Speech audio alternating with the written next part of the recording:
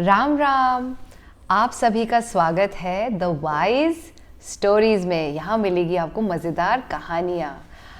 आज की कहानी है सफलता का मंत्र। तो सुनते हैं आज की कहानी। एक बार की बात है, दो मेंढक बड़े मज़े से कूदते उछलते सड़क पर जा रहे थे।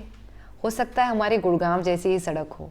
उछलते कूदते अचानक एक गड्ढे में जा गिरे और गड्ढे में गिरने पर वो बड़ी कोशिश करते रहे, कूदते रहे बाहर निकलने के लिए, लेकिन असफल रहे।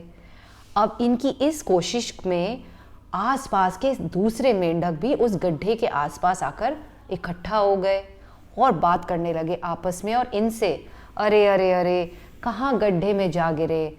इस गड्ढे में कल परसों मेरा दोस्त गिरा था, भगवान को प्यारा हो गया। अरे तुम मूर्ख हो, इतनी कोशिश कर रहे हो, इतनी चोटें खा रहे हो, इससे अच्छा तो है चुपचाप बैठो, भगवान का नाम लो और मौत का इंतज़ार करो। अब उनका ये कहना था। ये दोनों कोशिश करते रहे, बहुत चोटें भी खाते रहे। गड्ढा गहरा था, पथरीला था और लहूलुहान भी होते रहे। और काफ़ी देर लोगों की बातें सुनने के बाद हमारे इस मेंढक ने आशा छोड़ दी और चुपचाप एक कोने में निराश होकर बैठ गया। पर ये मेंढक जितना वो ज़्यादा बोलते, अरे अरे, अपने दोस्त से कुछ तो सीखो, देखो चुपचाप बैठ गया है, कोशिश करना छोड़ दी है, तुम क्यों व्यर्थ अपना समय गंवा रहे हो और अपने आप को चोटें लगा रहे हो। और ये मेंढक कूदता रहा, उछलता रहा, हार नहीं मानी इसने।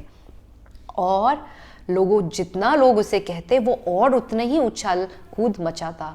अचानक ये मेंढक बाहर आ निकला और बाहर आने के बाद लोगों को, दूसरे मेंढकों को विश्वास नहीं हुआ। लोग आए इसे शाबाशी देने, दूसरे मेंढक, अरे वाह क्या बात है, तुमने ऐसा क्या किया जो कि तुम बाहर आ गए और तुम्हारा दोस्त वहीं गड्ढे में ही रह गया, क्या बात है, वाह वाह। तो पीछे से किसी ने आवाज दी, अरे भाइयों, वो तो बहरा है, जन्मजात बहरा है, उसे कुछ भी कहोगे उसे कुछ सुनाई नहीं देगा।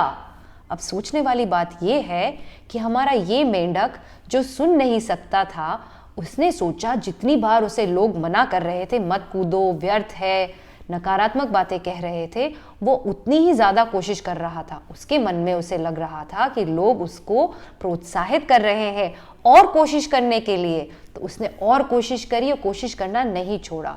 वहीं दूसरी ओर हमारा दूसरा मेंढक जो कि कोशिश कर रहा था, लेकिन दूसरों की नकारात्मक बातें सुनने के बाद निराश होकर बैठ गया। अपने हाल में उसने हार मान ली। तो अब सोचने वाली बात यह है कि जब हम कोशिश कर रहे हैं और संघर्ष कर रहे हैं और किसी बात पर हमें बहुत अटूट विश्वास है और वो हमारे लिए ज़रूरी है, जैसे हमारे जीवन में, तो क्या हम इस मेंढक की तरह दूसरों की नकारात्मक बातों के प्रति बहरे हो जाते हैं या उन्हें सुनते हैं और उससे निराश हो जाते हैं? तो और दूसरी बात ये, क्योंकि हम मनुष्य जाति हैं, हमारा ये फ़र्ज़ बनता है कि यदि कोई संघर्ष कर रहा हो तो उसका साहस बंधाए, ना कि नकारात्मक बातें करके उसे नीचा उतारे और उसे निराश करे। आशा करती हूँ आपको हमारी ये कहानी सफलता का मंत्र पसंद आई होगी। For more do like, share and subscribe. Until we meet again, Ram Ram.